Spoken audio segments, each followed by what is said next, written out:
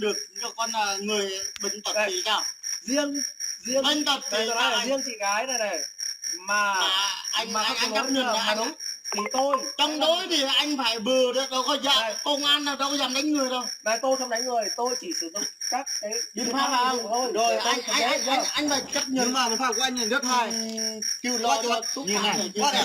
cái việc lo cho thuốc của anh như thế nào em biết mà làm không đúng. Biện pháp của anh ba là anh ba là cái ta thôi, sao là bắt cái sông thế này này, nhìn này. thầm hết rồi nè. Biện pháp này không Phạt này tay hoa bên phạt. Anh không làm sao đâu. tôi chỉ sử dụng này, tôi chỉ sử dụng những biện pháp mình người đâu. Nhưng mà em phạt anh. bây giờ này Phạt đây là bắt cái sông thế này là em thua. Phạt của anh này, em biết. Ngày mai nhớ nào. Tay kia hả? Tiền đi đừng kia không Nhưng em nhưng phạt của anh là đau tay là đúng rồi, nhưng mà thế này nhìn mặt này.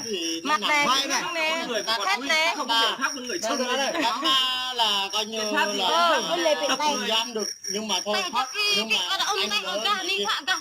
Nhìn mặt này. tôi không Luật hết rảnh không chấp nhận phải rồi. Ngày mai là em đưa vợ em nằm ngay đây. Em không lo gì hết.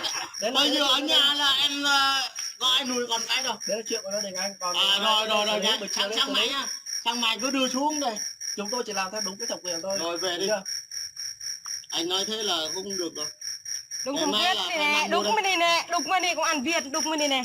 Ăn viên xả ra của riêng đúng rồi nè. Nhưng mà Này này, thâm hết này, sưng hết này, giấu tay đánh này, này này. Đây nè. Đây nè, này nè. Cãi. Thôi rồi, mời mọi người về. Ăn Việt mới nè, đúng mới nè. Chúng tôi sẽ gửi đến mời. Dần tắt được. rồi gửi cho mời nhưng mà nói thật gửi cho mời nhưng mà Ni cả bơ như phạt ông lên này luôn. Sáng mai anh em mình Dùm ơi Vi. nhưng mà sang mai thì nếu mà giải quyết luôn sang mai thì không bao giờ để muộn. Mà đây công an đánh người là không chấp nhận. anh yên tâm, chúng tôi sẽ giải quyết theo đúng cái thẩm quyền của chúng tôi. Rồi không quyền của vụ việc, được chưa?